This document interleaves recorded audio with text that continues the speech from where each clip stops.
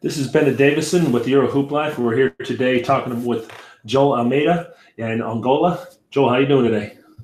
Hey, how you doing today? I'm doing great. How about yourself?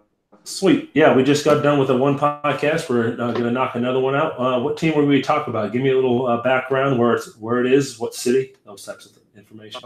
We're talking about the team is his name is ASA. It stands for Atlético Sport Aviation.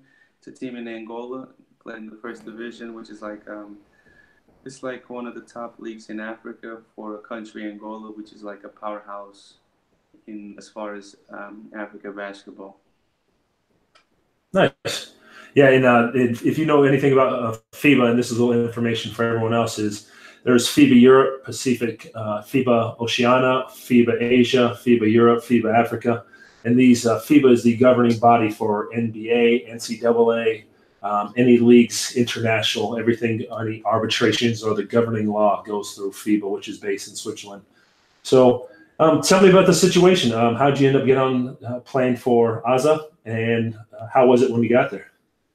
Like how I got playing is like I was playing with the national team, and the coach, my coach knew the coach there, so I had a good national team. I was playing well, and then they got interested because we played against Angola, and I had a good game. And before I went home, we was playing in Mozambique. Before I went home, we talked, and and when I got home, he said we'll be in touch and we'll work out the contract. So it took some time because of the paperwork with the visa and everything. So, but then I ended up going, and when I got received there, I mean, it was good. The team, its main sponsor is called TAG, which is like the national airline for Angola. Okay. So basically, that's what their main sponsor. So I mean, I got treated well with the flights and everything, and since they were sponsors, so I got multiple flights. That's one of the good things Yeah. about it. So I got there, As many flights as you wanted. I had like 3 of them. Yeah, nice. I got to go home for New Year's. Free bag of peanuts and free soda. You don't have to pay for it on the house. Yeah, so that was a good thing. So Nice. And then when you go ahead. no. No, what I was saying is when you got there, what was the situation? You said this was in 2012, so this was around in the beginning of your maybe first 3 years of playing overseas? Yes, correct. And, Okay, so you didn't really know what expectations, and just a little background. Where did you play in college? I played in JUCO in upstate New York in Utica, Okay. Mohawk Valley College, and then I transferred to Rochester. I did the whole junior college tour too. I went there and then went to Arizona and played 12 years over in Europe. But so going over there, what was it? What were your expectations? What was it like when you actually got there? How was the team set up? I mean, my expectations is I already traveled through Angola, so I kind of had an idea how it was, and it's kind of like you almost familiar because with the national team you played in different African countries, so you kind of used to it. It wasn't like so much of a shock. And when I got there, I got treated well since like I had like a little studio, and they had like a food. I had people like who's cooking for me. Nice. Yeah, and as far as transportation, I had a driver also. So you're pretty taken care of. You had everything pretty much The traffic dialed there in. is crazy, and people drive crazy. So Okay. There's two countries in a row where they won't allow you to drive because everyone else is crazy there. You're 2 for 2. I'm glad I didn't drive too because I mean I guess it's so much. It's not even that It's much of just a chaos. It's just anybody who can get there first. yeah. So, and then once you were playing there, how did the whole season go? Was there, you go to some situations and you come downstairs and there's an American sitting there waiting for you. You guys are like shaking hands, like he's in the door and you're out the door. What was the feeling of stability when you were playing there? You felt pretty secure in the whole situation in Africa? Yeah, I feel very secure because the coach had a lot of trust in me, and also he their quota is 2 imports.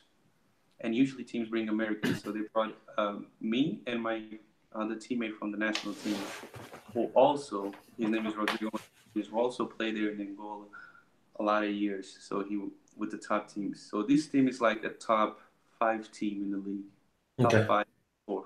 So you felt pretty stable with everything going in. You felt fairly confident going in there with the coaches and knowing the whole situation.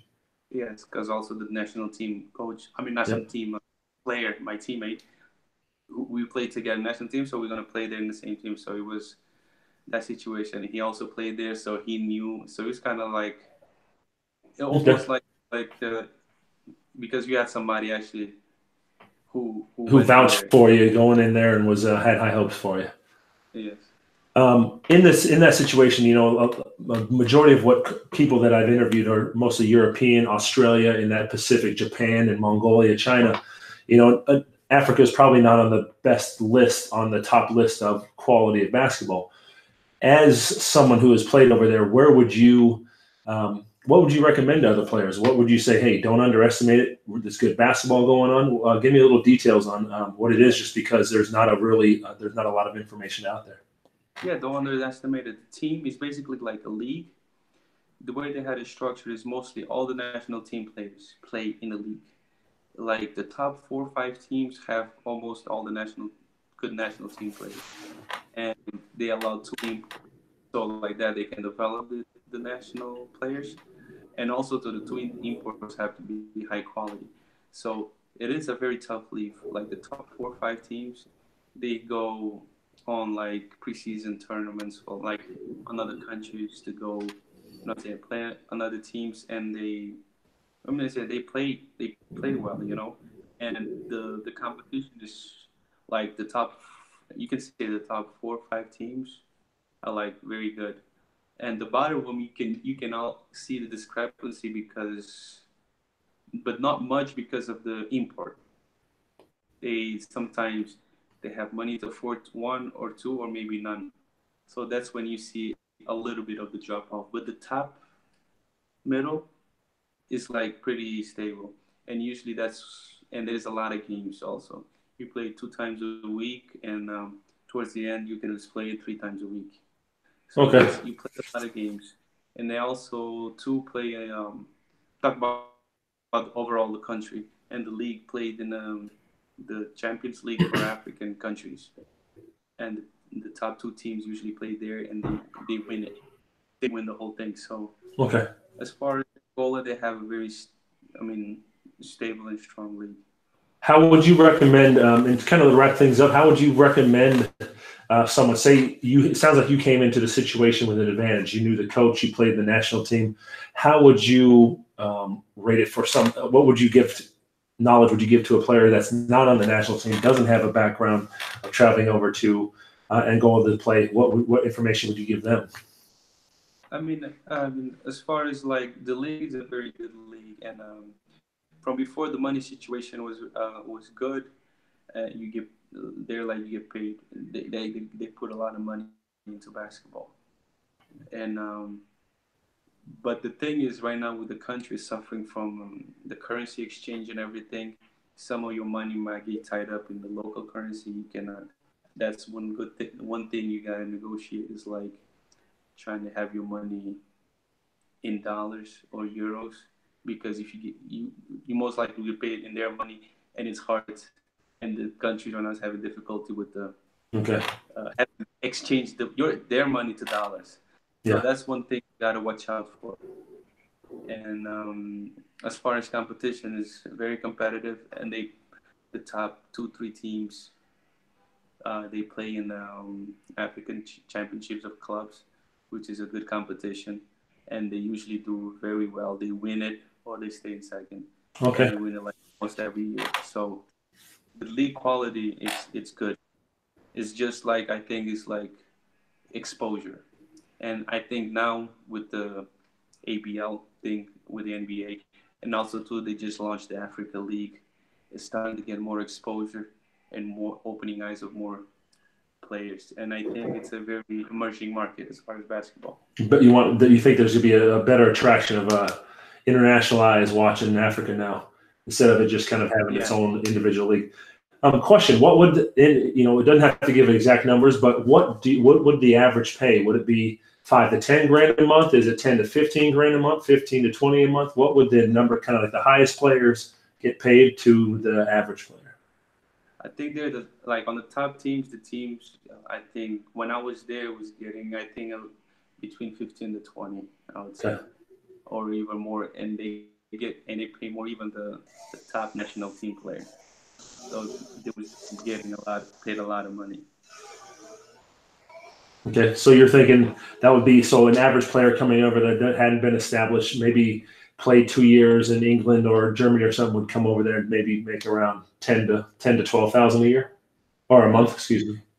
Yeah, it can be that, and but also too, I don't know the situation how it is now, but before when I was there, that was a reality when I was Okay. there. Yeah. Okay. Yeah. Well, Joel, any way any of these listeners can get in contact with you, what's the best way to reach out to you? I mean, you have my, you can put the links there. I mean, I have my YouTube channel, my Instagram, or Twitter. It's JF Almeida, ALMEIDA 85. You can reach me there. And I have a Facebook page, Instagram, or Twitter, whatever is convenient for you. We started chatting on LinkedIn, so you're well versed in the Twitterverse. Yes. Any questions you have, I'm more be glad to answer you. Awesome. Well, thank you for your time. We're leaving breadcrumbs and information to make wiser and more intelligent choices on the contracts that we sign. Since we are international traveling basketball salesmen, our abilities, and we have to go where that money is. So travel the world. Best wishes to you, and talk to you soon. Thanks, Joel. All right. Thank you very much. All right.